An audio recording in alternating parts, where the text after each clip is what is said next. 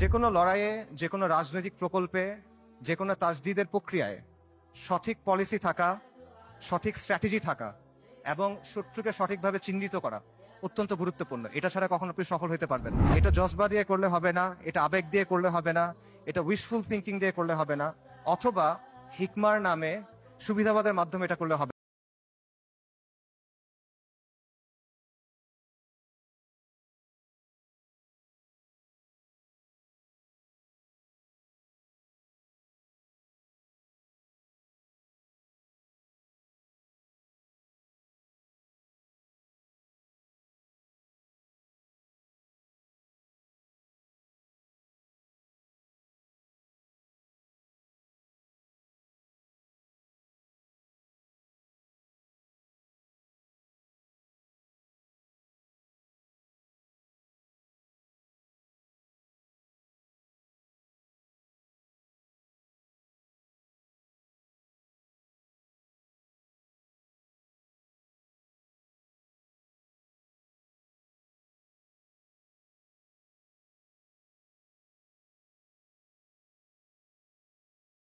ফিতনা। ওর সাথে কিতাল করো যতক্ষণ পর্যন্ত ফিতনা দূরীভূত না হয়, এটা স্পষ্ট। আলকুজ উমর রাদিয়াল্লাহু আনহুর সময় কিভাবে ফাতা হয়েছে, আলকুজ সালাহউদ্দিন আইয়ুবীর সময় কিভাবে ফাতা হয়েছে, এগুলো মানে জটিলতার কিছু নাই, এটা স্পষ্ট উত্তর। কিন্তু এই উত্তরটা আমরা নিতে পারতেছি না। ইসরায়েলকে সবচেয়ে বেশি সামরিক সমর্থন কে দেয়? আমেরিকা। আসমান থেকে ফেরেশতা নেমে এসে আপনার জন্য জিহাদের দরজা খুলে দিবে না? আল্লাহ, আপনি আমাদের কাছ থেকে নেন, যতক্ষণ পর্যন্ত আপনি খুশি না হন আপনি আমাদের কাছ থেকে নেন, আমরা প্রস্তুত আছি। এই কথাটা যখন আমরা বলতে পারবো এবং এই কথার উপর যখন আমরা আমল করতে পারবো, যখন আমরা বলবো ইয়া আল্লাহ আপনি নেন, ততক্ষণ পর্যন্ত নেন যতক্ষণ আপনি সন্তুষ্ট না হন, তারপর আপনি আমাদেরকে আল আকসা দেন, তখন আল-কুদস আপনি মুক্ত করতে পারবেন, রাগ পর্যন্ত পাবেন না। বিসমিল্লাহির রহমানির রহিম। ইন্নাল হামদুলিল্লাহ ওয়াসসালাতু ওয়াসসালামু আলা রাসূলিল্লাহ ওয়া আলা আলিহি ওয়া সাহবিহি ওয়া সাল্লামা তাসলিমান কাসীরা। আম্মা বাদ। রাব্বি ইশরাহ লি সাদরি ওয়া ইয়াসসির লি আমরি ওয়াহলুল উকদাতাম মিন লিসানি ইয়াফকাহু কওলি। وقال سبحانه وتعالى: أعوذ بالله من الشيطان الرجيم. وما لكم لا تقاتلون في سبيل الله والمستضعفين من الرجال والنساء والولدان الذين يقولون ربنا أخرجنا من هذه القرية الظالم أهلها واجعل لنا من لدنك وليا واجعل لنا من لدنك نصيرا. الذين آمنوا يقاتلون في سبيل الله والذين كفروا يقاتلون في سبيل الطاغوت فقاتلوا أولياء الشيطان إن كيد الشيطان كان ضعيفا. صدق الله العظيم. আমিরুল মুমিনিন সাইয়েদনা উমর ইবনুল খাত্তাব রাদিয়াল্লাহু আনহুমা আজমাইনের খিলাফতের সময়কার কথা। পারস্যের বিখ্যাত সেনাপতি গভর্নর হুরমুজান মুসলিমদের হাতে বন্দী। তাকে উমর ইবনুল খাত্তাবের সামনে আনা হইল। ওমর রাদিয়াল্লাহু তখন ব্যস্ত, বিভিন্ন জায়গায় তিনি মুসলিম সেনাবাহিনীকে পাঠাচ্ছেন। তিনি হুরমুজানকে প্রশ্ন করলেন যে আমরা মুশরিকদের ভূমিতে অভিযান পাঠাচ্ছি, এই ব্যাপারে তোমার কি মতামত? জবাবে হুরমুজান বলল, এই ভূমি এবং এই ভূমিগুলার অধিবাসীদের অবস্থা হলো একটা পাখির মতো। পাখির দুইটা ডানা, দুইটা পা, একটা মাথা। একটা ডানা ভেঙে ফেলবেন আর একটা ডানা থাকবে। দুটা ডানা ভেঙে ফেলবেন, পায়ের উপর ভর দিয়ে থাকবে। কিন্তু যদি মাথা কেটে ফেলেন তাহলে আর কোনো কিছু কোনো কাজে আসবে না। মুসলিমদের শত্রুদের অবস্থা হলো, একটা ডানা হলো রোমের ক্রাইসার, রোমের সম্রাট, আরেকটা ডানা হলো পারস্য, দুইটা পা আর মাথা হলো খসরু। আপনি যদি খসরুকে আক্রমণ করেন এই পাখি শেষ হয়ে যাবে। আপনি মুসলিমদের বলেন খসরুকে আক্রমণ করতে। ওমর রাদিয়াল্লাহু আনহু এই পরামর্শ গ্রহণ করলেন এবং ইতিহাস সাক্ষী যে এই স্ট্র্যাটেজি সফল হয়। ওমর ইবনুল খাত্তাব রাদিয়াল্লাহু আনহুমা আজমাইনের খিলাফতের সময় অর্ধেক পৃথিবীর উপর ইসলামী শাসন কায়েম হয়। যে কোনো লড়াইয়ে, যে কোনো রাজনৈতিক প্রকল্পে, যে কোনো তাজদিদের প্রক্রিয়ায় সঠিক পলিসি থাকা, সঠিক স্ট্র্যাটেজি থাকা এবং শত্রুকে সঠিকভাবে চিহ্নিত করা অত্যন্ত গুরুত্বপূর্ণ। এটা ছাড়া কখনো আপনি সফল হতে পারবেন না। এবং এই জিনিসটা করতে হবে বাস্তবতার নিরিখে, শরিয়ার আলোকে এবং নিজের সামর্থ্য অনুসারে।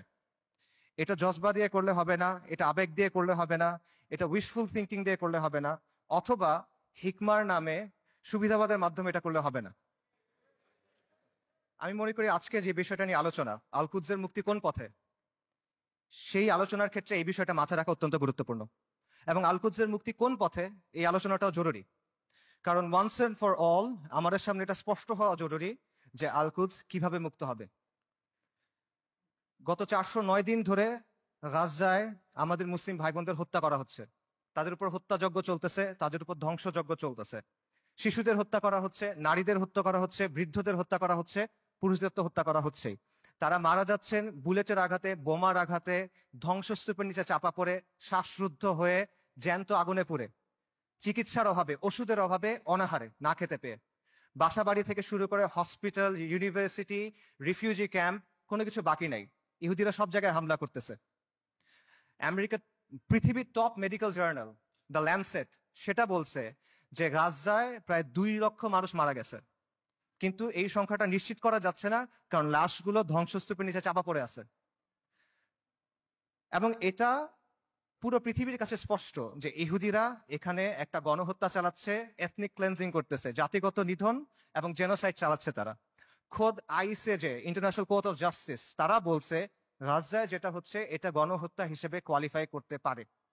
এন্ড ইয়েট কেউ কিছু করে নাই। এটা সবার চোখের সামনে হচ্ছে, এটা কোনো পাথরের নিচে হচ্ছে না, কোনো গর্তের ভিতরে হচ্ছে না, কোনো অন্ধকার কোনায় হচ্ছে না। এটাকে বলা হচ্ছে the world's most televised genocide. এটা লাইভ স্ট্রিমিং হচ্ছে, আপনি চোখের সামনে দেখছেন কি হচ্ছে, আপনি লাইভ আপডেট পাচ্ছে, বাকি কেউ কিছু করে নাই। আন্তর্জাতিক আইন, মানবাধিকার, আন্তর্জাতিক সম্প্রদায়, জাতিসংঘ কেউ কিছু করে নাই, তারা এখানে নিষ্ক্রিয় দর্শক। আর পশ্চিমা বিশ্ব, আমেরিকা, ইউরোপ, তারা সক্রিয়ভাবে এই গণহত্যায় মদত দিচ্ছে। তারা ইসরায়েলকে অস্ত্র দিচ্ছে, তারা ইসরায়েলকে ফিনান্সিয়ালি হেল্প করতেছে, এবং তারা ইসরায়েলকে কূটনৈতিকভাবে হেল্প করতেছে। আর মুসলিম বিশ্বের মুসলিম বিশ্বের শাসকদের কি অবস্থা? তাদের অবস্থা হলো তারা একদিকে কিছু বিবৃতি দিচ্ছে, আর পেছনে তলে তলে তারা ইসরায়েলের সাথে নর্মালাইজেশন করতেছে। এটা হলো বাস্তবতা। এবং এই সবকিছুর পরে যে কথা, সেটা হলো মসজিদ আল আকসা আজকে বনু ইসরায়েলের দখলে।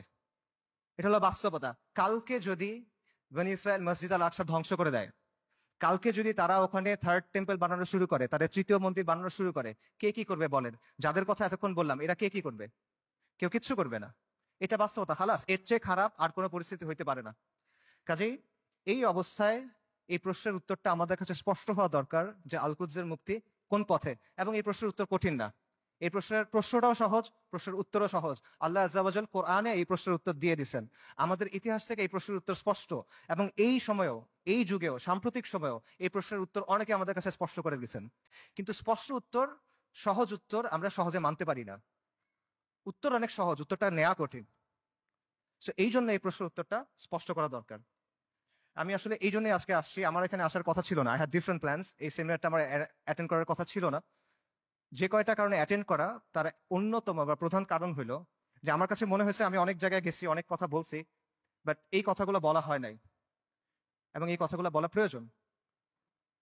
সো এগুলো বলার জন্য আমি আসলে এখানে আসছি। এবং আজকে দেখবেন যে অনুষ্ঠানের যে অন্য টপিকগুলো আছে, সেটার সাথে আমার টপিকটা একটু ডিফারেন্ট। মূল টপিকগুলো হলো যে ইসলামের প্রস্তাবনা, সমাজের ক্ষেত্রে, রাষ্ট্রের ক্ষেত্রে। এই টপিকটা একটু ডিফারেন্ট, কারণ আমি রফিক ভাইকে বলছিলাম যে আমি সেমিনারে আসবো, বাট আমাকে এই টপিকে কথা বলতে দিতে হবে। আমি আসছি দুইটা কারণে। এক হলো আপনাদের সামনে স্পষ্ট করে দেওয়ার জন্য যে আল কুদসের মুক্তি কোন পথে, যাতে আপনাদের কোনো অজুহাত না থাকে, আপনারা যেন পরে গিয়ে বলতে না পারেন কেউ আমাদেরকে বলে নাই, আমরা জানতাম না, আমরা বুঝি নাই। এই অজুহাতটা সরায় নেওয়ার জন্য আসছি।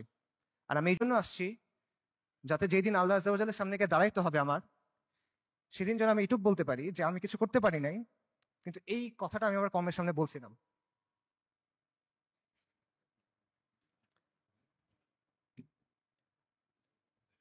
আল কুদসের মুক্তি কোন পথে, এই আলোচনাটা ঢুকার আগে কয়েকটা বিষয় একটু ক্লিয়ার করা দরকার। একটা বিষয় হলো যে শত্রুর নির্মমতা বা শত্রুর নিষ্ঠুরতা, এটা আসলে এখানে মূল সমস্যা না। কারণ এর চেয়েও নির্মম, এর চেয়েও নিষ্ঠুর ঘটনা আমাদের ইতিহাসে ঘটছে, এই উম্মার সাথেই ঘটছে। প্রথম ক্রুসেডের কথা চিন্তা করেন, যখন ক্রুসেডাররা জেরুজালেম দখল করে নিল 1099 সালের জুলাইয়ের 15 তারিখ, আজকে থেকে 925 বছর আগের কথা। খ্রিস্টান ইতিহাসবিদরা লিখছে যে তারা এমন ভাবে ম্যাসাকার করছে যে রাস্তায় কিছু কিছু জায়গায় পায়ের গোলারি পর্যন্ত মানুষের রক্ত ছিল, আর কিছু কিছু জায়গায় রক্ত ছিল হাঁটু পর্যন্ত, মুসলিমদের রক্ত। এবং তারা জেরুজালেম পর্যন্ত যাওয়ার সময় যতগুলো শহর পার হয়েছে প্রত্যেকটা শহরে ম্যাসাকার করছে, রেপ করছে, লুট করছে, আর্সন করছে, আগুন লাগাই দিছে। এবং এখানেই শেষ না, তারা ক্যানিবালিজম করছে। ক্যানিবালিজম বুঝছেন? মানুষের মাংস খাওয়া। এটা ঐতিহাসিকভাবে প্রমাণিত। সিরিয়ার উত্তর পশ্চিমে একটা শহর আছে আল মাআরা, মারাতুন নুমান। এই শহরে 1098 সালে খ্রিস্টান হিস্টোরিয়ানদের লেখার মধ্যে আসে যে তারা মুসলিমদের লাশ সিদ্ধ করে খাইছে, বড়দের লাশ, প্রাপ্তবয়স্কদের লাশ এবং শিশুদের লাশ স্পিড রোস্ট করছে। স্পিড রোস্ট মানে বোঝেন? একটা বড় লোহার শিক থাকে, সেই শিকের মধ্যে একটা জন্তুকে এফর ওফর করা হয়, মনে করেন একটা কবুতর বা একটা মুরগি। তারপর এটা আগুনের উপর ঝুলানো হয় শিকটা, তারপর এটা ঘুরানো হয়, তখন আগুনটা ঝলসায় মাংসটা রান্না হয়। আপনারা অনেক সময় দেখবেন যে গ্রিল চিকেন এভাবে রান্না করে। এইভাবে মুসলিমদের শিশুদের রান্না করে খাইছে। আমি বানায় বলতেছি না। ক্যানিবলস অ্যান্ড ক্রুসেডার্স একাডেমিক পেপার আছে, খুঁজে দেখেন, সেখানে প্রাইমারি সোর্স দেওয়া আছে, 12টা খ্রিস্টান সোর্স থেকে এটা প্রমাণিত। এই ঘটনা আমাদের সাথে ঘটছে। তাতারদের কথা চিন্তা করেন, বলা হয় যে মঙ্গলরা যখন বাগদাদ আক্রমণ করছিল 40 দিন পর্যন্ত মুসলিমদের হত্যা করছে। দজলা নদীর পানি লাল আর কালো হয়ে গেছে। লাল হলো মুসলিমদের রক্তে, কালো হলো সবকিছু পুরাই দিছে, ছাই গিয়ে নদীর পানিতে মিশছে, পানি কালো হয়ে গেছে। নবী সাল্লাল্লাহু আলাইহি ওয়াসাল্লামের সময়ের কথা চিন্তা করেন। খাব্বাব ইবনে আরাদ রাদিয়াল্লাহু তাআলা আনহু, তিনি রাসূলুল্লাহ সাল্লাল্লাহু আলাইহি ওয়াসাল্লামের সাথে এসে যখন কথা বলতেছেন, রাসূলুল্লাহ বলতেছেন যে তোমাদের আগে এমন উম্মাত ছিল যাদের হাড় থেকে মাংস লোহার চিরুনি দিয়ে আলাদা করা হয়েছে, তাদের মাথা থেকে দ্বিখণ্ডিত করা হয়েছে, এবং সাহাবীদের উপর তো অনেক অত্যাচার নির্যাতন হয়েছে, এটা আমরা জানি। কাজেই অত্যাচার নির্যাতন এটা এখানে মূল ইস্যুটা না।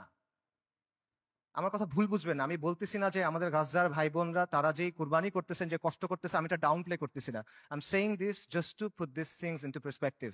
মানে বিষয়টা বোঝা যে এইটা আগে ঘটেনি এমন না, এরকম ঘটনা আগেও ঘটছে। সমস্যা এখানে না, সমস্যা অন্য জায়গায়। সমস্যাটা হলো যে ক্রুসেডারদের সময় যখন আগ্রাসন হয়েছে, তাতারদের সময় যখন আগ্রাসন হয়েছে, তখন মুসলিমরা ক্রুসেডারদের সামরিক শক্তিকে সমীহ করত। তারা তাতারদের যে হিংস্রতা, এটা নিয়ে কনসার্ন ছিল, কিন্তু ওদের নিয়ে ফ্যাসিনেশন ছিল না, তাদের নিয়ে মুগ্ধতা ছিল না। আপনি তাদের লেখা যদি পড়ে দেখেন, দেখবেন যে ক্রুসেডের সময় যেসব মুসলিম হিস্টোরিয়ানরা লিখছেন, তারা ক্রুসেডারদের নিয়ে মজা করতেছে যে তাদের কাজকর্ম এমন কেন, তাদের বিশ্বাস এমন কেন, তাদের কালচার এমন কেন। তাতারদের সময় একটা বিখ্যাত ঘটনা আছে, অনেক আলেমদের আলোচনায় শুনবেন, যে হুলাকু খানের মেয়ে, বলা হয় হুলাকু খানের মেয়ে, তাতারদের নেতার মেয়ে বাগদাদ শহরে বের হয়েছে। সে একজন আলেমকে দেখছে, তাকে গিয়ে প্রশ্ন করতেছে, এই তোমাদের কোরআনে না লেখা আছে আল্লাহ তোমাদের বিজয়ী করবেন, আল্লাহ তোমাদের কর্তৃত্ব দিবেন, তোমরা সম্মানিত হবা? আর এটা কোরআন তো ভুল, কারণ আমরা তোমাদের উপরে কর্তৃত্ব করতেছি, তোমরা আমাদের অধীনস্থ। তখন সেই আলেম বলছেন যে রাখাল যখন ভেড়া নিয়ে যায় তখন সাথে কিছু কুকুর নিয়ে যায়, গার্ড ডগস। কেন নেয়? কারণ ভেড়া যখন পাল থেকে বের হয়ে যায় তখন কুকুর ছেড়ে দিতে হয়, কুকুরের ধাওয়া খেয়ে ভেড়াগুলো আবার পালে ফেরত আসে। তোমরা তাতাররা হলো এই কুকুর। আল্লাহ তোমাদেরকে পাঠাইছেন কারণ আমরা দিন থেকে সরে গেছি। তোমাদের ধাওয়া খেয়ে আমরা দিনের দিকে যখন ফিরবো, তখন যিনি তোমাদের ছাড়ছেন তিনি তোমাদের আবার বেঁধে ফেলবেন। সুবহানাল্লাহ। আন্ডারস্ট্যান্ডিংটা খুব ক্লিয়ার। তাদের মধ্যে অনুশোচনা ছিল, দুঃখ ছিল, কিন্তু কোনো কনফিউশন ছিল না, শত্রুকে নিয়ে মুগ্ধতা ছিল না। তারা এটা ক্লিয়ার ছিল যে আমরা দিন থেকে সরছি, এই জন্য আজকে আমাদের এই অবস্থা, আমাদের দিনে ফেরত আসতে হবে। কিন্তু আমাদের আজকের কি অবস্থা? আমাদের অবস্থাটা কমপ্লিটলি ডিফারেন্ট। যারা আমাদেরকে হত্যা করতেছে, যারা আমাদের উপর আগ্রাসন চালাচ্ছে, তাদের নিয়ে আমাদের মধ্যে মুগ্ধতা কাজ করে, তাদের নিয়ে আমাদের মধ্যে ফ্যাসিনেশন কাজ করে। এবং আমরা মনে করি যে আমরা আরো বেশি করে কুফারের মতো হইতে হবে, আমাদের কুফারের অনুকরণ করতে হবে, তাহলে মনে হয় আমরা জিততে পারবো, তাহলে মনে হয় আমাদের দুরবস্থা যাবে। এবং আমরা মনে করি যে কুফারের যে তন্ত্রমন্ত্র আছে, কুফারের যে বাদ মতবাদ আছে, এগুলোর মাধ্যমে মনে হয় দিনের খেদমত হবে। আমরা এটা চিন্তা করতেছি। এগুলো কেন হচ্ছে? কারণ শত্রুর দিন নিয়ে আমাদের মধ্যে মুগ্ধতা আছে, আর আমাদের দিন নিয়ে আমাদের মধ্যে আছে হীনম্মন্যতা। ইবনু খালদুন একটা কথা বলছেন যে the vanquish always imitates the victor. যারা পরাজিত জাতি তারা সবসময় বিজয়ী জাতির অনুকরণ করে। এক্স্যাক্টলি সেম জিনিসটা এখানে হচ্ছে। ক্রুসেডের সময়, মঙ্গলদের আগ্রাসনের সময় আমরা সামরিক এবং রাজনৈতিকভাবে পরাজিত ছিলাম, কিন্তু আদর্শিকভাবে পরাজিত ছিলাম না। এখন আমরা সামরিক রাজনৈতিকভাবে পরাজিত, আমরা আদর্শিকভাবে পরাজিত, আমরা মনস্তাত্ত্বিকভাবে পরাজিত। এই কারণে সহজ যে উত্তর, সহজ যে সমাধান, এটা আমরা গ্রহণ করতে পারি না। আল-কুদসের মুক্তি কোন পথে হবে? আল-কুদসের মুক্তি হবে জিহাদের মাধ্যমে, কিতালের মাধ্যমে, তরবারির ধারালো অগ্রভাগ দিয়ে আল-কুদস মুক্ত হবে, আর কোনো কিছু দিয়ে হবে না। আল্লাহ আযজা ওয়া জাল কোরআনে বলছেন আল-কুদসের জন্য আপনার করণীয় কি?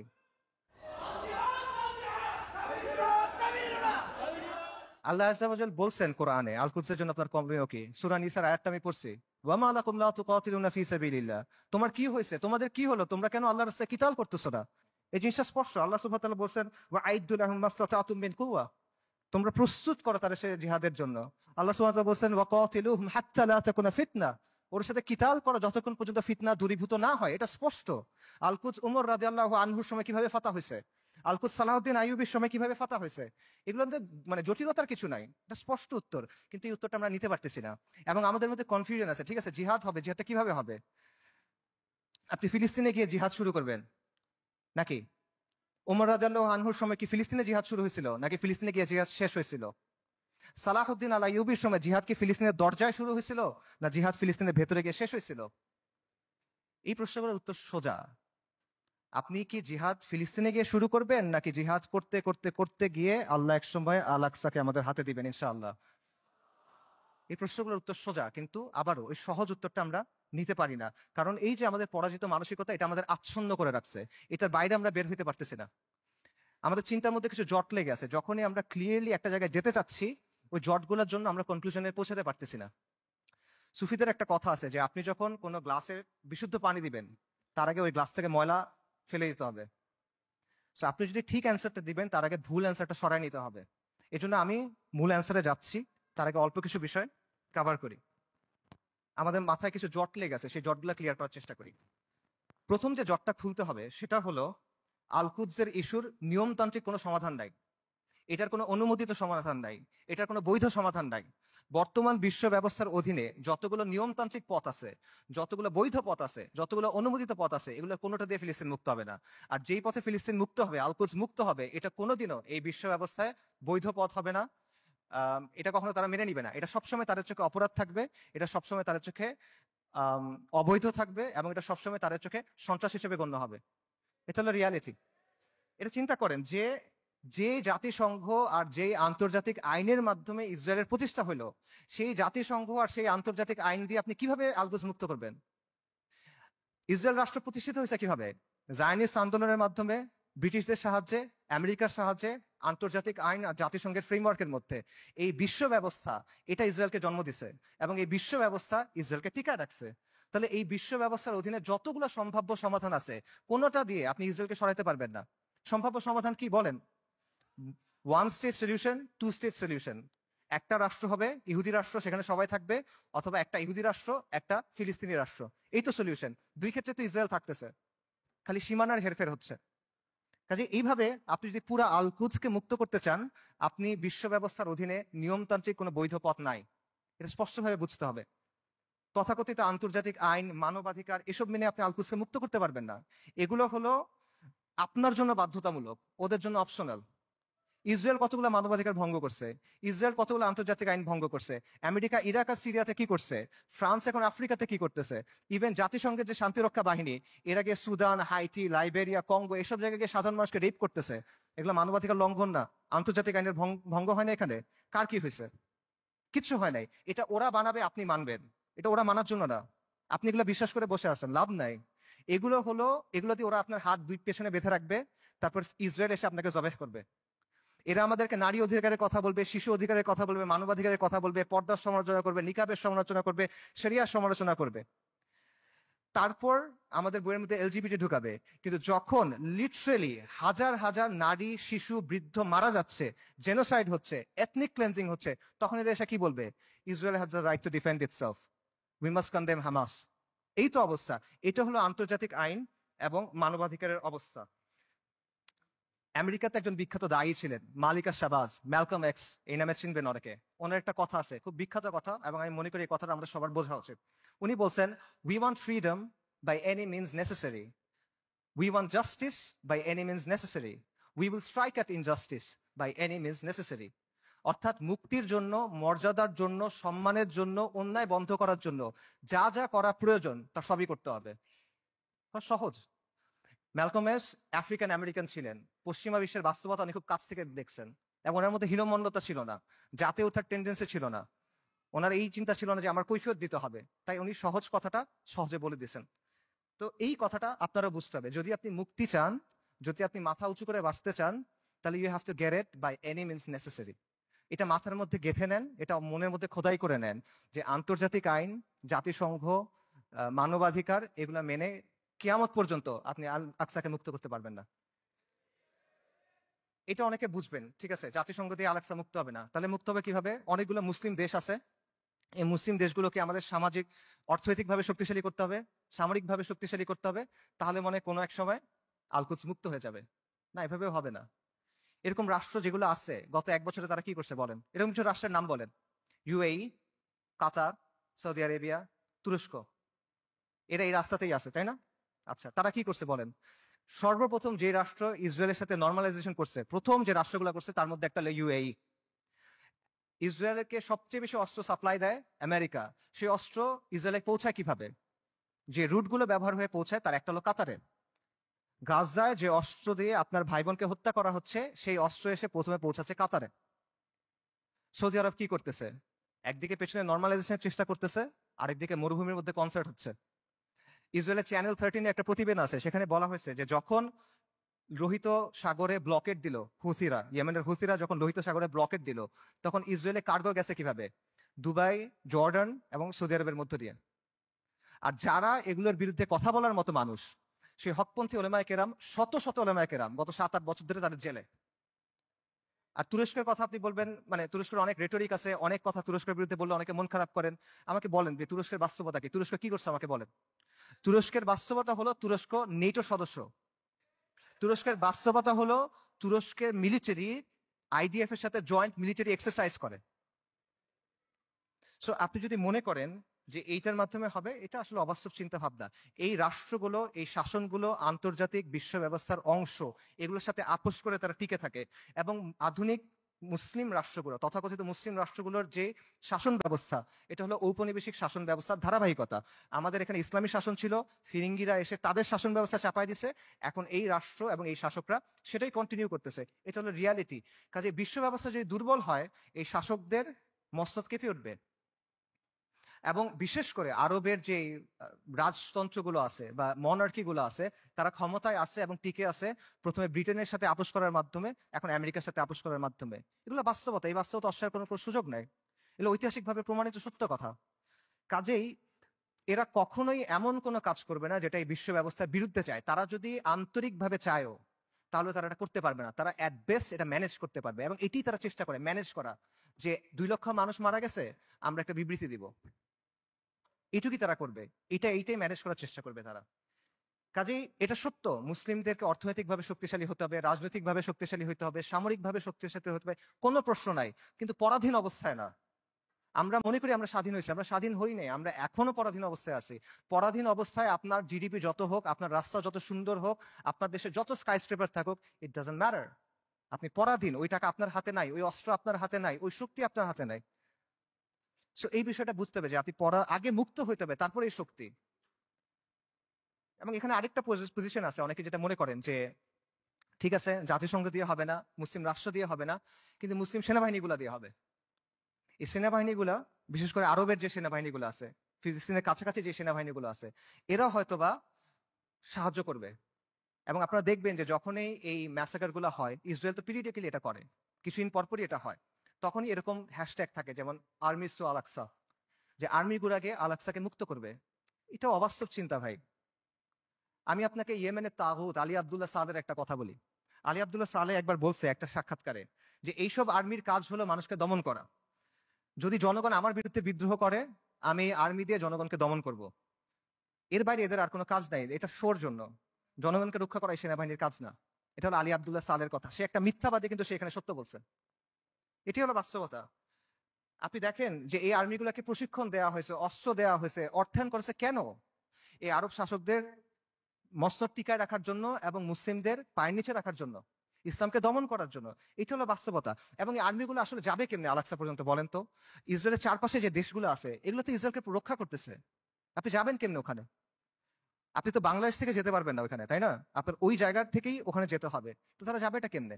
এবং যখন আপনি যে বলতেছেন এই আর্মিগুলো ক্ষমতা নিবে বা তারা কাজ করবে, এগুলো তো অলরেডি হয়েছে, এটার বাস্তবতা আমরা দেখছি। মিশরে কি হয়েছে জামাল আব্দুল নাসেরের সময়? জামাল আব্দুল নাসের ইখওয়ানুল মুসলিমিন বা মুসলিম ব্রাদারহুডের সাথে একটা ওয়াদা করছিল, কোরআনের উপর হাত রেখে সে ওয়াদা করছে যে মুসলিম ব্রাদারহুড রাস্তায় আন্দোলন করবে, রাজপথে আন্দোলন করবে, জনমত গঠন করবে। জামাল আব্দুল নাসের আর তার বন্ধুরা সেনাবাহিনীর মধ্যে কু করবে, সামরিক অভ্যুত্থান করবে। তারপর তারা ক্ষমতায় যাবে, ক্ষমতায় গিয়ে কোরআনের শাসন প্রতিষ্ঠা করবে। কোরআনের উপর হাত রেখে ওয়াদা করছে। কু হয়েছে, মুসলিম ব্রাদারহুড তার ওয়াদা পূরণ করছে। সে ক্ষমতায় গেছে, ক্ষমতায় গিয়ে কি করছে? গায়রুল্লাহর আইন দিয়ে শাসন করছে, মুসলিম ব্রাদারহুডকে জবে করছে। উস্তাদ সাইদ কুতুব রাহিমুল্লাহ সহ অনেক মানুষকে তারা শহীদ করে দিছে। এটা হলো বাস্তবতা। এরা যখন আসে তখন কি করে, এটা চোখের সামনে আসে। কাজেই আরব রাষ্ট্রগুলো বা এই রাষ্ট্রগুলোর যে শাসন ব্যবস্থা, যে শাসকরা আছে, এরা হলো ইসরায়েলের ঘনিষ্ঠতম মিত্র।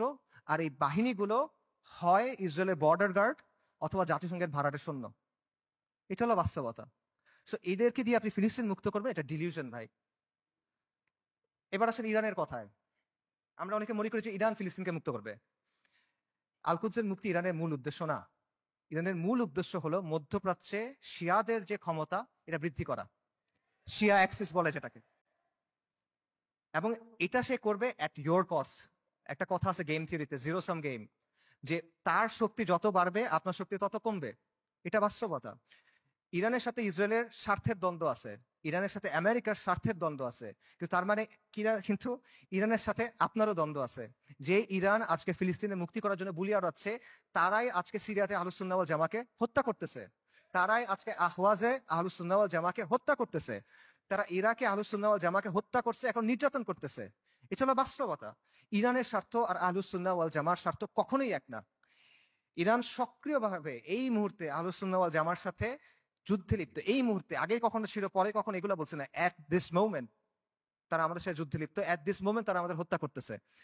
আমেরিকা যখন আফগানিস্তানে আক্রমণ করছে, আমেরিকা যখন ইরাকে আক্রমণ করছে, ইরান তাদেরকে সহায়তা করছে। এটা তাদের মুখের কথা, এটা আমি বানায় বলতেছি না, আপনারা গিয়ে চেক করেন। মোহাম্মদ খাতামি ইরানের প্রেসিডেন্ট ছিল 97 থেকে 2005 পর্যন্ত সম্ভবত। তার একটা বক্তব্য আছে যে তালিবানের বিরুদ্ধে আমরা আমেরিকাকে সাহায্য করছি। স্পষ্ট বক্তব্য আছে তাদের, এটা লুকোছাপার কিছু না। এবং সবচেয়ে বড় যে বিষয়টা, ইরানের ব্যাপারে সতর্ক হওয়ার সবচেয়ে বড় কারণ হলো যে তাদের সাথে আমাদের আকীদার দ্বন্দ্ব আছে, তাওহীদের ব্যাপারে দ্বন্দ্ব আছে। তারা আল্লাহর উলুহিয়াত, আল্লাহর রুবুবিয়াত, আল্লাহর সিফাতের ব্যাপারে শিরক করে। তারা আমাদের মা আয়েশা রাদিয়াল্লাহু তাআলা আনহার ব্যাপারে জঘন্য কথা বলে, যেটা কোনোদিন কিয়ামত পর্যন্ত মানা সম্ভব না আমাদের পক্ষে।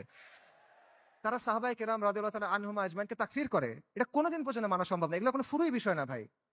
এই জিনিস মেনে আপনি কোনো কিছু করতে পারবেন না। আল্লাহ আল কুদসকে এই শিরকের সাথে এই করে আপনি মুক্ত করতে পারবেন না।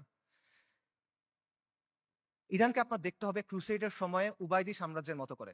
ক্রুসেডের সময়ে একটা সাম্রাজ্য ছিল, উবাইদি সাম্রাজ্য। এটাকে আপনারা অনেকে ফাতেমি খিলাফত নামে চিনেন। এরা আকীদাতে ছিল ইসমাইলি শিয়া, মানে ইমামি শিয়াদের চেয়েও খারাপ, বাতেনি এরা, ইসমাইলি শিয়া। তারাও জেরুজালেমকে মুক্ত করার কথা বলতো, তারাও ঐক্যের কথা বলতো। কিন্তু ইতিহাস খুলে দেখেন তাদের ভূমিকা কি ছিল, আহলুস সুন্নাহর সাথে তাদের ভূমিকাটা কি ছিল, এটা ইতিহাস খুলে দেখেন। এবং এটা শুধু তখন না, এখনো এবং এর আগেও ছিল এরকমই। কাজেই ইরানকে আপনার উবাইদিদের একটা আধুনিক সংস্করণ হিসেবে দেখতে হবে। তবে credit where credit is due, ইরানের কিছু অর্জন আছে যেটা আমাদের নাই, এটা আপনার স্বীকার করতে হবে। শিয়া স্বার্থের জন্য গত 4 দশকে ইরান যেটা করতে পারছে, কোন সুন্নি শক্তি সেটা এখনো করতে পারে নাই। এটা বাস্তবতা। শিয়াদের আছে একটা রাষ্ট্র আছে, তাদের একটা জিওপলিটিক্যাল প্রজেক্ট আছে। মধ্যপ্রাচ্যে আহলুস সুন্নাহর এরকম কোনো কিছু এখনো নাই। বৈশ্বিকভাবে ফিলিস্তিন ইস্যু ব্যবহার করে ইরান প্রতিরোধের একটা রেটরিক তৈরি করছে, এক ধরনের সফট পাওয়ার তৈরি করছে। এটা আমরা তৈরি করতে পারি নাই। এগুলো বাস্তবতা। এই ক্রেডিট তাকে আপনি দেন, এই অর্জন স্বীকার করেন, কোনো সমস্যা নাই। কিন্তু এই রেটরিকে মজে গিয়ে আপনি মনে করেন না যে তারা হলো উম্মার অগ্রসেনারী। আপনি মনে করেন না যে সে এসে আপনার সহযোগী হবে। এটা যদি আমরা মনে করি তাহলে এটা ভুল হবে, এবং এই ভুলের মাসুল আমাদের দিতে হবে। আরেকটা বিষয় মাথায় রাখেন, সেটা হলো আল কুদস পবিত্র, এটা ইসলাম ছাড়া আর কোনো কিছু দিয়ে মুক্ত হবে না। বাংলাদেশে একটা দল আছে জাসদ, জাতীয় সমাজতান্ত্রিক দল। 80-র দশকে এই দলের অনেক মানুষ ফিলিস্তিনে গেছিল লড়াই করতে। আপনারা জানেন কিনা আমি জানি না। মেজর জলিলের নাম শুনছেন, উনি জাসদের সাথে ছিল। ওনার মাধ্যমে অনেকে তখন সেখানে গিয়ে লড়াই করছিল। এই যে ইয়াসির আরাফাতদের যে দল ছিল পিএলও, এটার সাথে তারা ওখানে গিয়ে লড়াই করছিল, এগুলো ডকুমেন্টেড। তো এই জাসদ বা এই পিএলওর হাতে আল্লাহ কখনো আল কুদসের মুক্তি দিবেন না।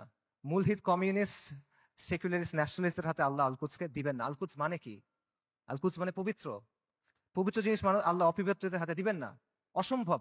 যেই বিজয় আল্লাহ প্রথমে দিচ্ছেন আল ফারুকের কাছে রাদিয়াল্লাহু আন, যেই বিজয় আল্লাহ দিচ্ছেন সালাহউদ্দিনের কাছে, এটা আল্লাহ কোনো কমিউনিস্টকে দিবেন না, এটা আল্লাহ কোনো জাতীয়তাবাদীকে দিবেন না। এটা যদি মুক্ত হয়, এটা ইসলামের নামে মুক্ত হবে। যতদিন পর্যন্ত ইসলামের নাম না আসবে, এটা যদি আপনি বাহ্যিকভাবে মনে হয় মুক্ত হয়েছে, তাও এটা আসলে মুক্ত হবে না। এবং এখানে এটাও বুঝেন যে ফিলিস্তিনের মানুষরা নিজে নিজে আল-কুদসকে মুক্ত করতে পারবে না।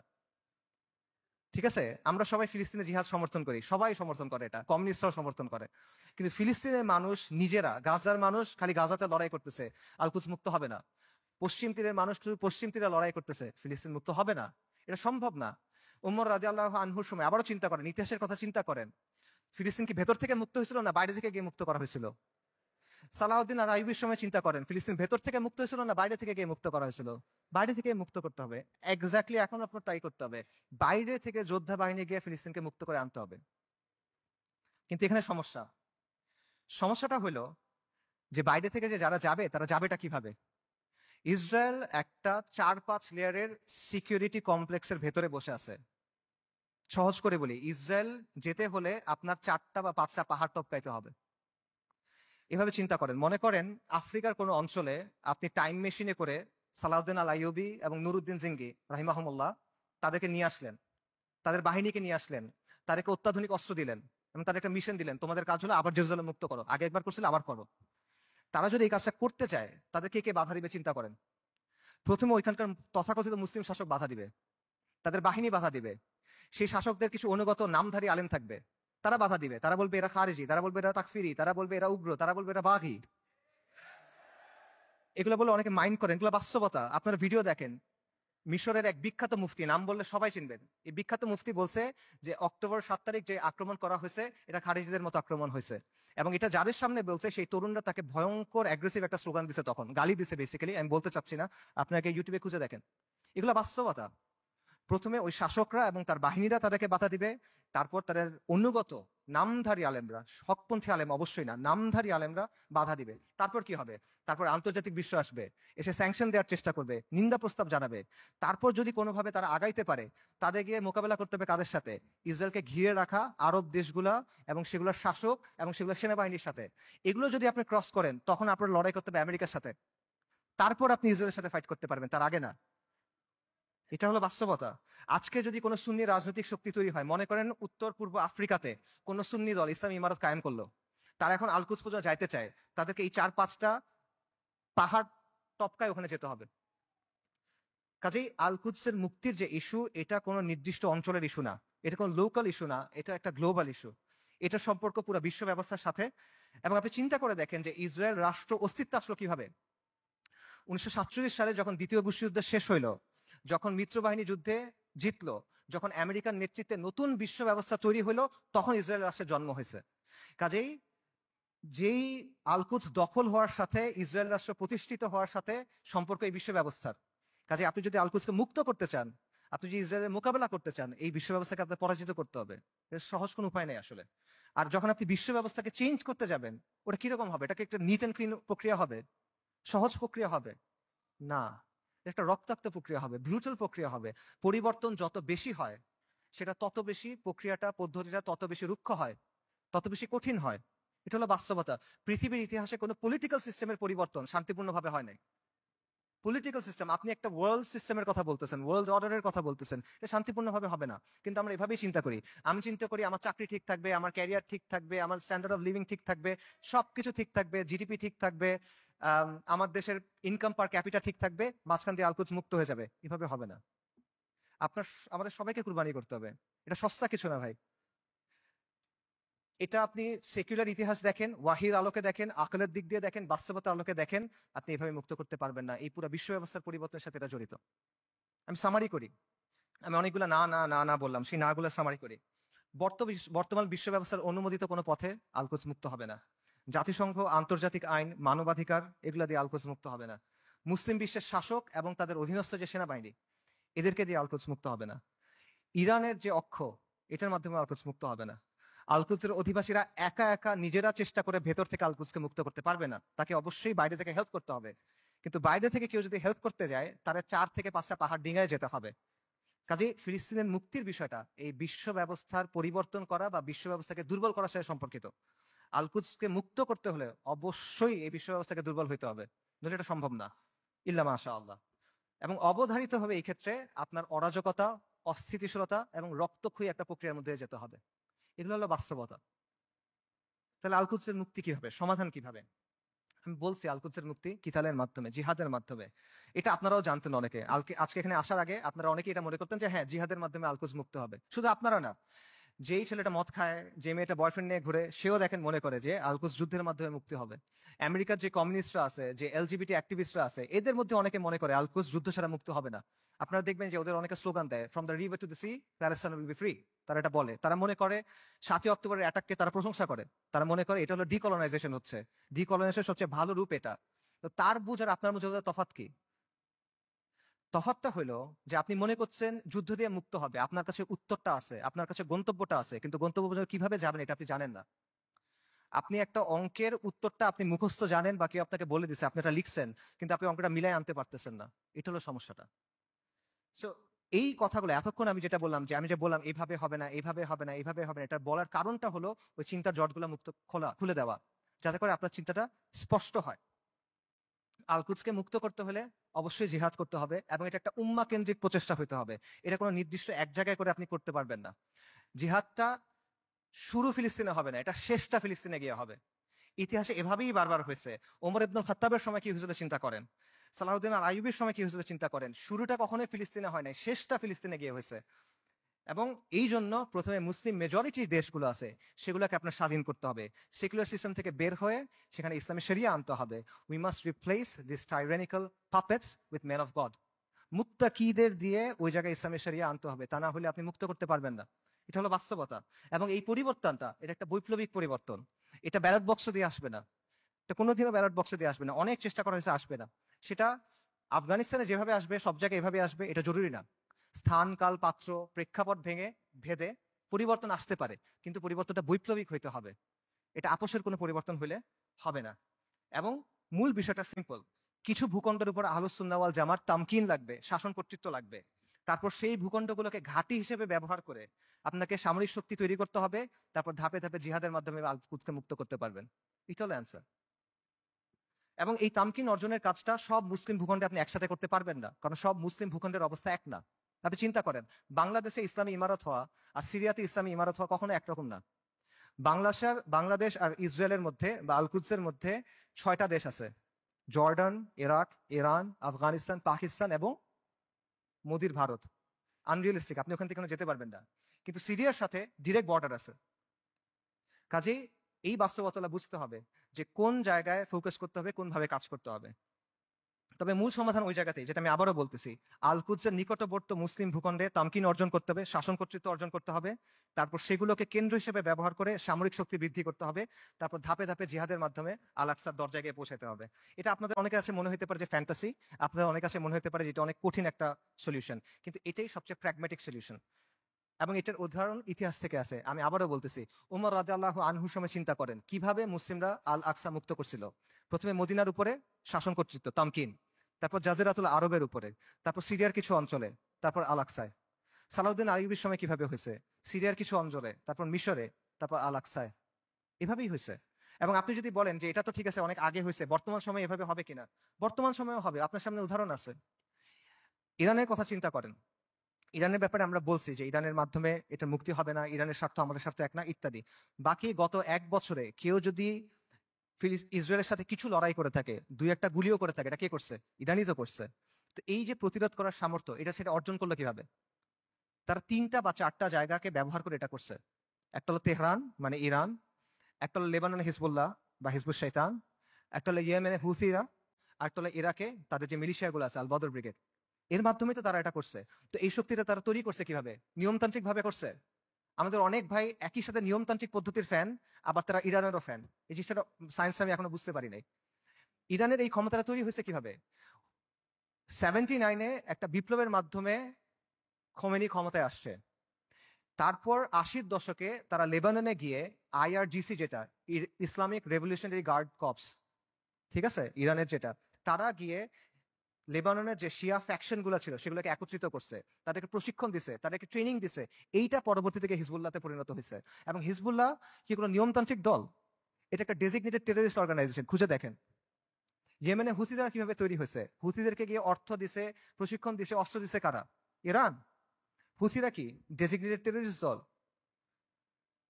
সো এই বাস্তবতা আপনার চোখের সামনে আছে, এবং এটা কোনোটা কিন্তু নিয়মতান্ত্রিক মাধ্যমে হয় নাই। এরা শক্তির মাধ্যমে ক্ষমতায় আসছে, শক্তির মাধ্যমে জায়গা করে দিছে, এবং নিজেদের পলিটিক্যাল এজেন্ডা দিয়ে তারা করছে। আমি বলতেছি না রাফিদারের মাধ্যমে ফিলিস্তিন মুক্ত হবে, আমি আবারও ক্লিয়ার করতেছি। আমি জাস্ট আপনাদের এক্সাম্পল দিচ্ছি যে কিভাবে বর্তমান সময়েও এই প্রসেস কাজ করে, কিভাবে তামকিন অর্জনের পরে ধাপে ধাপে আপনি শক্তি অর্জন করতে পারবেন এবং এর প্রতিরোধ করার ক্যাপাসিটি অর্জন করতে পারবেন। এবং এটার আরো অনেক উদাহরণ আছে। বিশ্ব ব্যবস্থাকে চ্যালেঞ্জ করে কিউবা টিকে নাই, বিশ্ব ব্যবস্থাকে চ্যালেঞ্জ করে নর্থ কোরিয়া টিকে নাই, ল্যাটিন আমেরিকার বিভিন্ন রেজিম বিভিন্ন সময় টিকে ছিল না। উদাহরণ শিয়ারদের কাছ থেকে নেওয়ার দরকার নাই, আপনি পারস্য বিজেতা উমর ইবনুল খাত্তাবের কাছ থেকে উদাহরণ নেন, আপনি আহলুস সুন্নাহ ওয়াল জামার গর্ব নুরুদ্দিন সিংহি সালাউদ্দিন আইয়ুবির কাছ থেকে উদাহরণ নেন, সমস্যা নাই তো। তারা সবাই কি করছে দেখেন, যেই কথাটা আমি বলছি তারা সবাই এটাই করছে। তারা প্রথমে একটা জায়গায় তামকিন অর্জন করছেন, শাসন কর্তৃত্ব অর্জন করছেন, তারপর সামরিক শক্তি বৃদ্ধি করছেন, তারপর ধাপে ধাপে আল কুদস পর্যন্ত গেছেন জিহাদ করতে করতে। এটার বাইরে আর কোনো প্র্যাগম্যাটিক সলিউশন নাই। এটাই সবচেয়ে বাস্তবসম্মত পদ্ধতি, এটাই সবচেয়ে টাইম টেস্টেড পদ্ধতি, এটা হিস্টোরিক্যালি প্রুভেন পদ্ধতি, এটা শরিয়া সম্মত পদ্ধতি, এটা আকল সম্মত পদ্ধতি। এটা কঠিন পদ্ধতি, এটা রুক্ষ পদ্ধতি, বিপদ সংকুল পদ্ধতি, কোনো ডাউট নাই, এটা সহজ পথ না। কিন্তু সহজ পথ নেওয়ার নাম তো ভাই বাস্তববাদী হওয়া না। বাস্তববাদী হলো যেটা করা প্রয়োজন সেটা করা। আপনি একটা গন্তব্যে যাবেন, একটা সহজ পথ একটা কঠিন পথ, সহজ পথ আপনাকে আরেক জায়গায় নিয়ে যাবে, আপনি ওটা নিলে তো হইলো না। আমরা কিন্তু বাস্তববাদিতার নামে অতীতে অনেক পদ্ধতি গ্রহণ করছি, এখনো করে যাচ্ছি। এগুলো আমাদের কি দিছে ভাই? কি অর্জন দিছে আমাদের বলেন?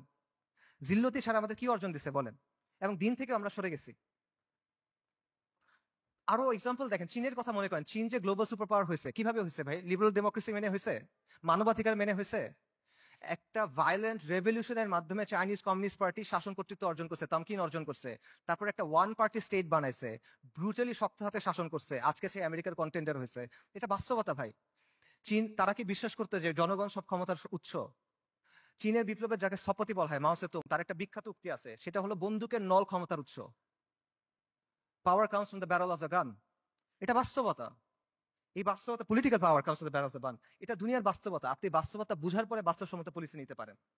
এবং আপনাকে ওই যেটা বলছিলাম, এই পলিসি আপনার নিতে হবে বাস্তবতার নিরিখে, শরিয়ার আলোকে এবং নিজের সামর্থ্য অনুসারে, এবং আপনার শত্রুকে আপনার চিনতে হবে।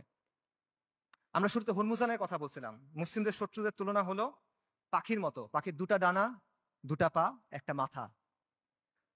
আজকে 1400 বছর পর্যন্ত যে ডানা একটা ভেঙে ফেলবেন, আর একটা ডানা থেকে যাবে, দুটা ডানা ভেঙে ফেলবেন, পা থেকে যাবে, মাথা কেটে ফেলবেন, পাখি শেষ। রাইট? তা আজকে 1400 বছর পরে বাস্তবতা কি? মুসলিমদের শত্রুদের অবস্থা একটা পাখির মতো। এক ডানা নেটো, এক ডানা ইসরায়েল, দুই পা হলো এই আরব বিশ্বের শাসকেরা, মাথাকে আমেরিকা। ইসরায়েলকে সবচেয়ে বেশি সামরিক সমর্থন কে দেয়? আমেরিকা। ইসরায়েলকে সবচেয়ে বেশি অর্থনৈতিক সমর্থন কে দেয়? ইসরায়েলকে সবচেয়ে বেশি রাজনৈতিক সমর্থন কে দেয়? বারবার জাতিসংঘের সিকিউরিটি কাউন্সিলে ভেটো কে দেয়? এই শাসকদের মসনদ কে টিকায় রাখে? কাজেই আমেরিকাকে রাজি খুশি রেখে, আমেরিকার মনের মতো করে, আমেরিকার বানানো ছকে খেলে, তাদের ঠিক করা নিয়ম মেনে কোনোদিন পর আল কুদস মুক্ত হবে না। এটা পসিবল না। আপনার আমেরিকার কথা চিন্তা করেন, গত 1 বছর ধরে তাদের সাথে যেই ঘটনাগুলো ঘটতেছে সেগুলোর কথা চিন্তা করেন। আপনি ওই ছেলেটার কথা চিন্তা করেন, হাফেজ, আপনারা ভিডিও দেখছেন, রিফিউজি ক্যাম্পের ভিতরে আগুনে পড়ে মারা গেছে। ছেলেটার নাম ছিল শাবান, কোরআনে হাফেজ, সফটওয়্যার ইঞ্জিনিয়ারিং নিয়ে পড়তেছিল। আপনারা রুহ আর রুহ রিমের কথা চিন্তা করেন, ওই যে ছোট্ট মেয়েটা বিল্ডিং ধসে গেছে, মারা গেছে, তার দাদা তার ডেড বডি বুকে নিয়ে বলছে রিম, রুহ আর রুহ। তার কথা চিন্তা করেন, তাদের কষ্টের কথা চিন্তা করেন। আপনি ওই বাবার কথা চিন্তা করেন যে সে বিস্কিট কিনতে গেছিল বাচ্চার জন্য, ফিরে এসে দেখে তার স্ত্রী সন্তান মারা গেছে। সে কান্না করতেছে আর বিস্কিটটা বাচ্চার হাতে দিয়ে বলছে, বাবা তুমি এটা নিয়ে যাও। আপনি মার কথা চিন্তা করেন যে বাচ্চার জন্য আটা আনতে গেছে, কারণ বাচ্চা ক্ষুধায় কাঁদতেছে, বুঝে না তো, আটা আনতে গেছে, এসে দেখে সবাই মারা গেছে। আপনি হিন্দ রজাবের কথা চিন্তা করেন, 6 বছর বয়সী মেয়ে, ওরা গাজা থেকে পালায় যাওয়ার চেষ্টা করতেছিল, 7 জন পুরা ফ্যামিলিতে। ইসরায়েলি ট্যাঙ্ক ওদের ঘিরে ফেলছে, গুলি করছে, সবাই মারা গেছে, ও বেঁচে আছে। তখন রেড ক্রিসেন্টে ফোন করছে, অডিও কলটা ইউটিউবে আছে, আপনারা শুনতে পারবেন। ও বলছে যে আমাকে তোমরা বাঁচাও, আমার খুব ভয় লাগতেছে। ও সব পাশে সবাই মারা গেছে, বাবা মা সবাই মারা গেছে, 6 বছর বয়সী একটা মেয়ে।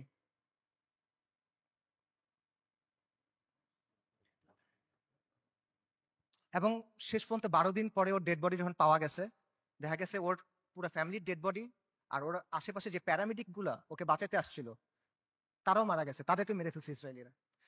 ওই 3 বোনের কথা চিন্তা করেন, 3 বোন 3টা ছবি। প্রথম ছবিটা হলো যুদ্ধের আগে, 3 বোন সেলফি তুলছে হাসি খুশি।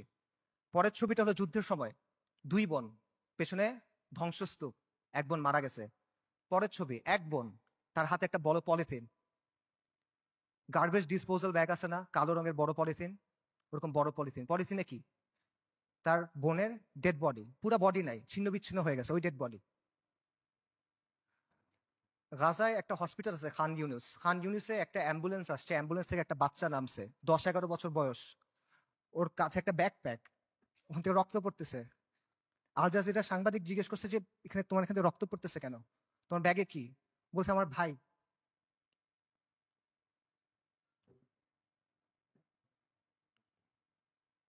বাচ্চারা, ডাক্তাররা ব্যাগ খুলে দেখছে যে একটা 5 বছর বয়সী বাচ্চার ডেড বডি, পুরা বডি নাই, ছিন্ন বিচ্ছিন্ন বডি। আপনারা ওই মার কথা চিন্তা করেন যে গেছে, যে তার পুরা ফ্যামিলি মারা গেছে, সে এসে জিজ্ঞেস করছে আমাকে লাশগুলা দাও, আমি দাফন কি করব। তাকে 3টা পলিথিন দিছে, কারণ ডেড বডি নাই, ছিন্ন বিচ্ছিন্ন হয়ে গেছে সব, 3টা পলিথিন দিছে। আপনারা ওই বাচ্চাটার কথা চিন্তা করেন, বিল্ডিং ধসে পড়ছে, খুলি ফেটে গেছে, কোটর থেকে চোখ বের হয়ে আসছে, এবং ওই নিষ্প্রাণ চোখ এই নিষ্প্রাণ পৃথিবীর দিকে তাকায় আছে। এদের কষ্টের কথা চিন্তা করেন। এই কষ্ট শুধু তাদের, এই কষ্ট আমাদের না। আমরা না এক উম্মা, এক উম্মা এক দেহের মতো, এরকম না? আমাদের স্পষ্ট করে না ওই কষ্ট। এদের কষ্টটা কি আমাদের যে কষ্টটা হবে তার চেয়ে বেশি কষ্ট? আমাদের যে কষ্ট ওটা কি এর চেয়ে বেশি কষ্ট? যদি এটা বেশি কষ্ট মনে হয় তাহলে আমি আরেকটা কষ্টের কথা বলি, এটা শোনেন। ওই দিনের কথা মনে করেন যেদিন আল্লাহর সামনে আপনাকে দাঁড়াতে হবে। ইদা দুক্কাতিল আরদু আরদান দাক্কান দাক্কা ওয়া জাআ রাব্বুক ওয়াল মালাকু সাফফান সাফফা ওয়া জিআ ইয়াওমাইযিন বিজাহান্নাম। পৃথিবী চূর্ণ বিচূর্ণ হয়ে যাবে, বালির মতো হয়ে যাবে। আপনার প্রতিপালক আসবেন এবং মালাইকারা আসবে সারিবদ্ধভাবে, এবং জাহান্নামকে আপনার সামনে আনা হবে। ওই দিন আল্লাহ আপনাকে প্রশ্ন করবেন, আমাদেরকে প্রশ্ন করবেন, কি জবাব দিবেন আল্লাহকে বলেন? ফায়াউমাইযিন লা ইউআযযিবু আযাবাহু আহাদ ওয়া লা ইউথিকু ওয়াসাকাহু আহাদ। আল্লাহ ওই দিন যেভাবে আযাব দিবেন ওভাবে আর কেউ দেয়া নাই। আল্লাহ ওই দিন যেভাবে বাঁধবেন ওভাবে আর কেউ বাঁধে নাই। কি বলবেন আল্লাহকে তখন? আল্লাহ আপনাকে যদি জিজ্ঞেস করেন তুমি কি করছিলে, আপনি কি জবাব দিবেন বলেন? এই কষ্ট বেশি না দুনিয়াতে আপনার যে কষ্ট হবে সেটা বেশি?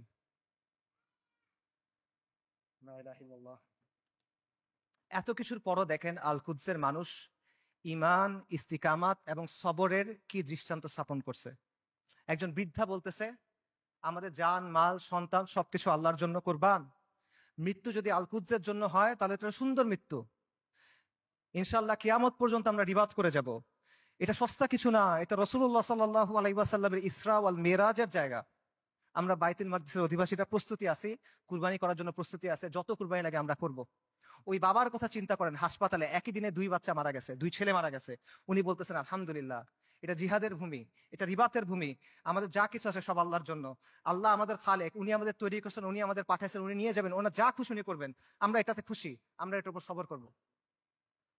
বান্দা যখন বিপদের মধ্যে পড়ে, ওলামায়ে কেরাম হাদিসের আলোকে বলছেন যে বান্দা যখন বিপদের মধ্যে পড়ে তখন আল্লাহ এটার মাধ্যমে তার সগীরা গুনাহগুলো মাফ করে দেন, অথবা তাকে পরিশুদ্ধ করেন, কারণ আল্লাহ তাকে আখিরাতে বড় পুরস্কার দিতে চান। আমি মনে করি আমাদের গাজার ভাই বোনদের সাথে, ফিলিস্তিনের ভাই বোনদের সাথে এই বিষয়টাই হইতেছে। ইনশাআল্লাহ তাআলা আল্লাহ তাদেরকে জান্নাতুল ফিরদৌস আলার জন্য প্রস্তুত করতেছেন। আমি মনে করি আল্লাহ এই বান্দাদের উপর রাজি খুশি হয়ে যাবেন ইনশাআল্লাহ তাআলা। লক্ষের উপরে শহীদ, আলহামদুলিল্লাহ, এটা উম্মতে মুহাম্মদের গর্ব।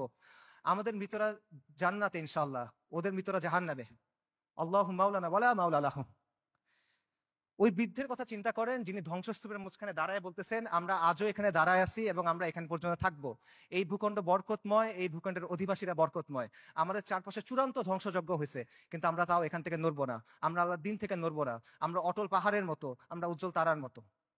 এবং আমি বলবো যে হ্যাঁ, পুরা বিশ্ব সাক্ষ্য দিচ্ছে তারা ইমানের ক্ষেত্রে অটল পাহাড়ের মতো। পুরা বিশ্ব সাক্ষ্য দিচ্ছে তারা ইস্তিকামাতের ক্ষেত্রে উজ্জ্বল তারার মতো, এবং পুরা বিশ্ব সাক্ষ্য দিচ্ছে আপনি এবং আমি কাপুরুষ। পুরা বিশ্ব সাক্ষ্য দিচ্ছে আপনি আর আমি অক্ষম। পুরা বিশ্ব সাক্ষ্য দিচ্ছে আপনি আর আমি নিষ্ক্রিয়। ইসরায়েলের এক ইসরায়েলের এক সোলজারের ভিডিও আছে, সে বলতেছে, ইংলিশে বলতেছে, আমেরিকান জিও, সে বলতেছে আমরা গাজাকে পরিষ্কার করতেছি, আমরা গাজাকে প্রস্তুত করতেছি, কারণ আমাদের রাজা আসবে, আমাদের মাসিহ আসবে, আমরা তাকে মুকুট পরানোর জন্য প্রস্তুত হচ্ছি, আমরা তৃতীয় মন্দির বানানোর জন্য প্রস্তুত হচ্ছি। তাদের মাসিহকে আল মাসিহ আদ-দাজ্জাল। বনী ইসরাইল মসজিদ আল আকসার সামনে নাচতেছে, উল্লাস করতেছে, স্লোগান করতেছে, স্লোগান দিচ্ছে, তারা বলতেছে মুহাম্মদ মারা গেছে।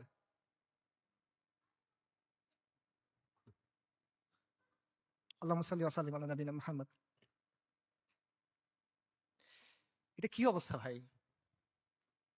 এই জিনিসটা মানা সহজ নাকি আল কুদসের জন্য ফাইট করা সহজ? এই পথটা আমাদের কাছে অনেক বেশি কঠিন মনে হইতেছে। কোন পথটা আমাদের কাছে বেশি কঠিন মনে হয় এটা ঠিক করে দিবে যে আমাদের ইমানের অবস্থাটা আসলে কি। নবী সাল্লাল্লাহু আলাইহি ওয়াসাল্লাম তার হাদিসে বলছেন, আমি হাদিসের তর্জমা বলতেছি, ইবনে উমর রাদিয়াল্লাহু তাআলা আনহু থেকে বর্ণিত, রাসূলুল্লাহ সাল্লাল্লাহু আলাইহি ওয়াসাল্লাম বলছেন, যখন তোমরা ইনার পদ্ধতিতে ব্যবসা করবে, গরুর লেজ আঁকড়ে ধরবে, কৃষিকাজে সন্তুষ্ট থাকবে এবং জিহাদ ছেড়ে দিবে, তখন আল্লাহ তোমাদের উপর লাঞ্ছনা এবং অপমান চাপায় দিবেন। সাদাকা রাসূলুল্লাহ। এর চেয়ে বড় লাঞ্ছনা আর এর চেয়ে বড় অপমান কি আছে? আর নবী সাল্লাল্লাহু আলাইহি ওয়াসাল্লাম বলছেন, এই অবস্থা ততক্ষণ থাকবে যতক্ষণ না পর্যন্ত তোমরা তোমাদের দ্বীনে ফেরত আসো। সুনান আবু দাউদের হাদিস। আল কুদস জিহাদের মাধ্যমে মুক্ত হবে, কিন্তু এই জিহাদের দরজা কেউ এসে আপনার জন্য খুলে দিবে না। আসমান থেকে ফেরেশতা নেমে এসে আপনার জন্য জিহাদের দরজা খুলে দিবে না। জিহাদের দরজা খুলতে হবে তাওহীদ আর হাদিদের শক্তি দিয়ে। খুলতে হবে না, ভাঙতে হবে এটা। এই রাস্তা আপনি মনে করতেছেন আল কুদস পর্যন্ত আপনার জন্য একটা লাল গালিচা বিধানো রাস্তা তৈরি করে দিবে, যে ভাই আমি আল কুদসে গিয়ে জিহাদ করব না। আপনার রক্ত, আপনার হাড়, আপনার মাংস, লাশের শাড়ি, খুলির পাহাড় পার হয়ে আপনার আলাক্সা যাইতে হবে। এটা ছাড়া আর কোনো অপশন নাই। আল কুদসের দাম অনেক বেশি, এটা সস্তা না। বাইতুল মাকদিসের মানুষরা বলে দিছে, আল্লাহ আপনি আমাদের কাছ থেকে নেন, যতক্ষণ পর্যন্ত আপনি খুশি না হন আপনি আমাদের কাছ থেকে নেন, আমরা প্রস্তুত আছি। এই কথাটা যখন আমরা বলতে পারবো এবং এই কথার উপর যখন আমরা আমল করতে পারবো, যখন আমরা বলবো ইয়া আল্লাহ আপনি নেন, ততক্ষণ পর্যন্ত নেন যতক্ষণ আপনি সন্তুষ্ট না হন, তারপর আপনি আমাদেরকে আল আকসা দেন, তখন আল কুদস আপনি মুক্ত করতে পারবেন, রাগ পর্যন্ত পাবেন না। আল কুদস এমন এক দুলহান যার মাহার আমাদের রক্ত। আল কুদস এমন এক দুলহান যার মাহার আমাদের রক্ত। মাহার পরিশোধ করা ছাড়া কোনো বিকল্প নাই, কোনো বিকল্প নাই। আল্লাহ আযজা ওয়া জাল্লা আল কুদসকে মুক্ত করার প্রক্রিয়ায় শামিল হওয়ার তৌফিক দান করেন। আল্লাহ আমাদের তৌফিক দান করেন আল কুদসকে মুক্ত করার। আল্লাহ আমাদের দুনিয়ার ভালোবাসার মৃত্যুকে অপছন্দ করার অসুখ থেকে মুক্ত করে দেন। আল্লাহ আমাদের মসজিদ আল আকসাতে সালাত আদায় করার তৌফিক দান করেন। আল্লাহ আমাদের চোখগুলোকে প্রশান্তি দেন। আল্লাহ আমাদেরকে খাইবারের মতো একটা দিন দেখান। আল্লাহ আমাদের বনু কুরাইযার মতো একটা দিন দেখান। আল্লাহ আমাদেরকে বনু কুরাইযার মতো একটা দিন দেখান। আল্লাহ আমাদের ক্ষমা করে দেন। আল্লাহ আমাদের মাফ করে দেন। আল্লাহ আমাদের নিফাক দূর করে দেন। আল্লাহ আমাদের নিষ্ক্রিয়তা দূর করে দেন। আল্লাহুম্মা মানসুরুল মুজাহিদিন ফি ফিলিস্তিন। আল্লাহুম্মা মানসুরুল মুজাহিদিন ফি গাজ্জা। আল্লাহুম্মা মানসুরুল মুজাহিদিন ফি বিলাদিশ শাম। আল্লাহুম্মা মানসুরুল মুজাহিদিন ফিল ইয়ামান। আল্লাহুম্মা মানসুরুল মুজাহিদিন ফিস সুমাল। আল্লাহুম্মা মানসুরুল মুজাহিদিন ফি কুল্লি মাকান। আল্লাহুম্মা রযুকনি শাহাদাতান ফি সাবিলিক। আল্লাহুম্মা রযুকনি শাহাদাতান ফি সাবিলিক। আল্লাহুম্মা ইন্নী আসআলুকা কাতলান ফি সাবিলিক। আল্লাহুম্মা ইন্নী আসআলুকা কাতলান ফি সাবিলিক। আল্লাহুম্মা ফাশহাদ। এই বক্তব্যে যদি ভালো কিছু থাকে এটা আল্লাহর পক্ষ থেকে, যা কিছু খারাপ, যা কিছু ভুল এটা আমার আর শয়তানের পক্ষ থেকে। ওয়া মা আলাইনা ইল্লাল বালাগ। আসসালামু আলাইকুম ওয়া রাহমাতুল্লাহ।